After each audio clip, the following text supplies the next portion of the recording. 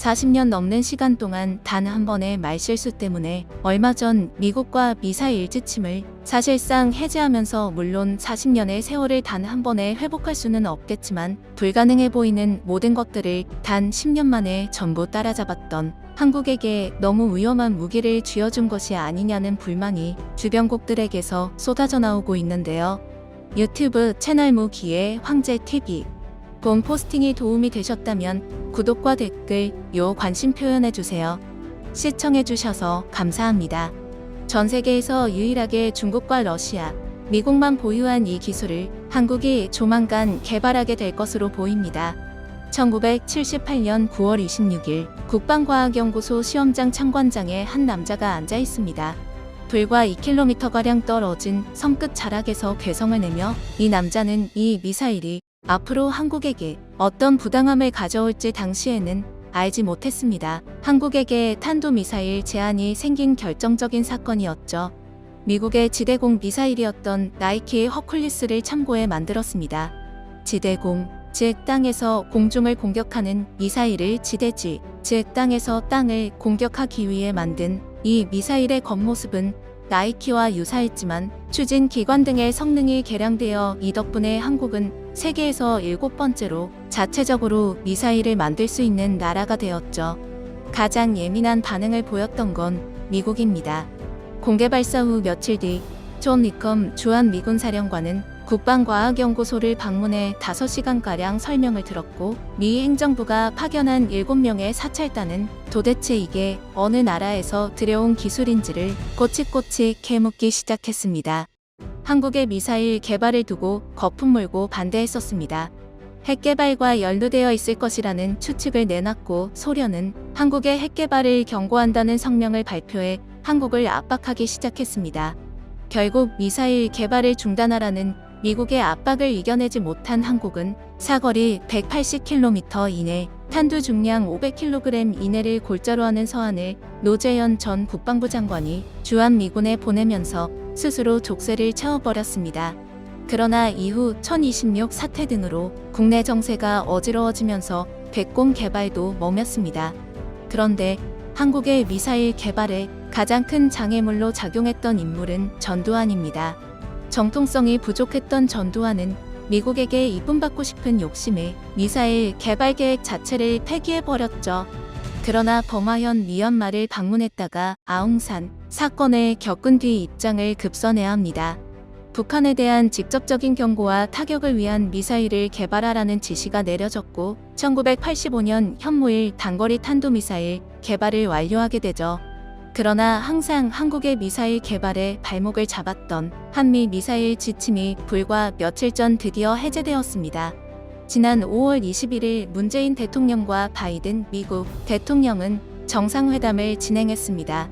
그리고 정상회담 종료 후 문재인 대통령은 공동기자회견에서 드디어 한미 미사일 지침을 해제한다고 발표했습니다. 그동안 한국의 발목을 잡았던 사거리와 중량 제한을 해제하는 것을 골자로 하는 이 성명 덕분에 한국은 42년 만에 미사일 주권을 확보하게 됐는데요. 그러나 사실 한국은 노재현 국방부 장관이 족쇄를 채웠던 사거리 180km, 탄두 중량 500kg을 넘는 미사일을 개발하지 않았을 뿐 지속적으로 미사일 개발은 진행해왔습니다. 이 한미 미사일 지침이 느슨해졌던 시기가 있었는데 탄도 미사일을 개발한 2000년대입니다. 1999년 1차 개정, 2012년 2차 개정, 2017년 3차 개정을 거쳐 사거리 800km의 고체 연료를 제외하고는 모두 개발할 수 있도록 지침이 바뀌었었죠. 그리고 2020년 7월에는 4차 개정을 통해 고체 연료 사용 제한까지도 해제됐고 이번 정상회담을 통해 모든 제한이 해체되었는데요. 그동안 한국이 개발한 현무 시리즈는 세계 최강으로 불려도 손색 없을 만큼 훌륭한 성능을 자랑합니다. 현재 한국군은 유도탄 사령부 예하의 탄도미사일 및 순항미사일 전력을 갖추고 있는데요. 현무라는 이름을 붙인 한국의 미사일들은 그 의혹만으로도 주변국들에게는 공포의 대상입니다. 단거리 지대지 미사일 탄도미사일은 현무이입니다. 사거리 300km의 현무2A, 500km의 현무2B, 한미 미사일 지침이 개정되면서 현재 한국은 사거리 800km 이상 탄두 중량 2톤이 넘는 현무사 탄도미사일과 사거리 3000km의 순항미사일 현무3D를 개발 중입니다. 이 중에서 현무사는 지상 낙하 시 관통 깊이가 180m가 넘는 것으로 알려져 있는데 북한군 최고 지휘소 철봉각까지는 아니어도 대부분의 지휘소는 전부 무너뜨릴 수 있죠. 한국은 새로운 꿈을 꾸고 있습니다. 바로 극초음속 장거리 미사일입니다. 현재 전 세계 군사과학 분야에서 가장 핫한 무기죠. 극초음속 미사일은 현재 러시아, 중국, 미국 등이 보유한 것으로 알려져 있고 군사 강국들도 뛰어들었다고 알려져 있습니다. 그런데 한국 역시도 이 게임 체인저 시장에 뛰어들겠다는 계획을 공공연하게 밝혔습니다.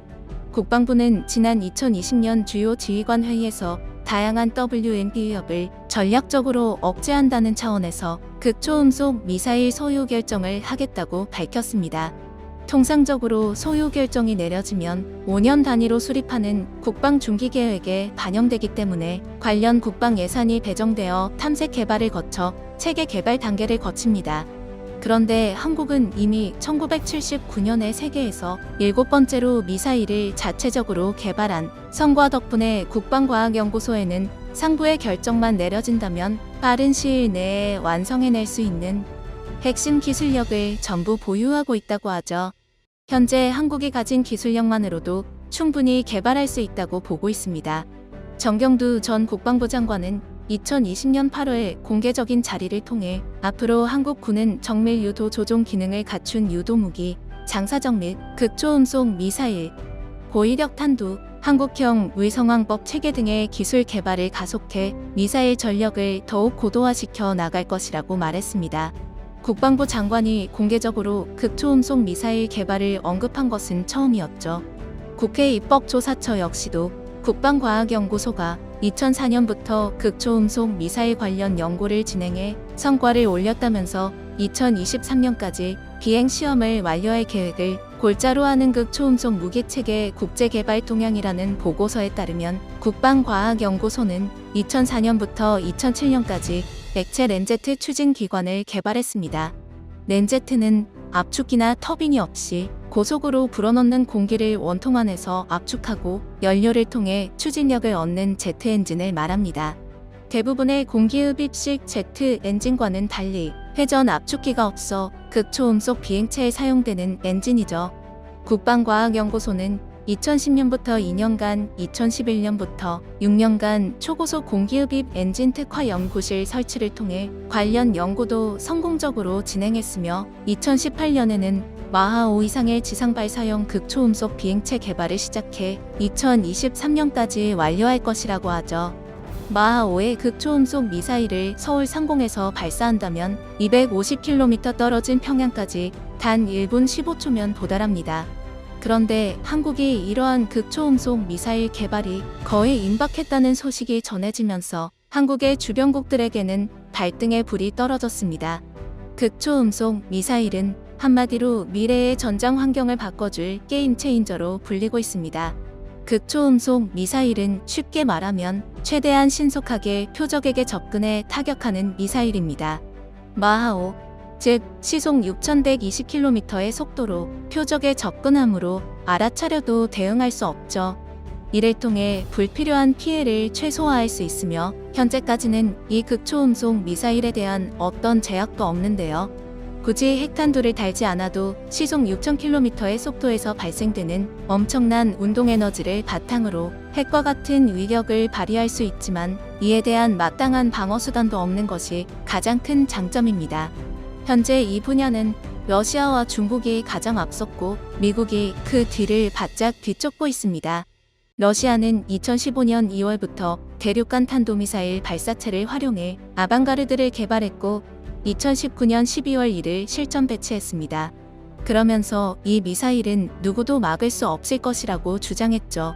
극초음속 활강 탄두가 마하 20의 속도로 목표물을 향해 접근하면 그 어떤 방어무기로도 이를 타격할 수 없습니다. 고작 시속 100km로 떨어지는 미사일도 이를 타격하기 위해서는 몇십 배나 빠른 속도가 필요한데 마하 20의 탄두를 타격할 수 있는 기술력이 러시아는 여기에 더해 마하 8로 2000km밖에 목표물을 타격할 수 있는 지르코 마하 10의 속도를 자랑하는 킨잘도 보유하고 있습니다. 둥평 17을 보유하고 있는데요. 2014년 1월부터 시험 발사를 시작한 둥평 17은 길이 11m, 무게 15톤의 탄도 미사일입니다. 사거리 최대 2500km로 속도는 마하 10인 것으로 추정됩니다. 자체 비행 능력을 가졌을 것이라고 평가하는데요.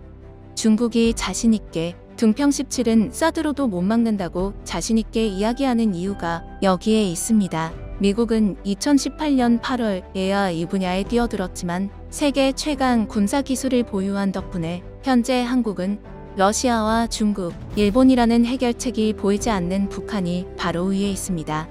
러시아와 중국, 미국은 각각 동아시아 패권 경쟁을 벌이고 있기 때문에 한국은 사실상 중립을 유지할 수도 없는 위치에 있죠.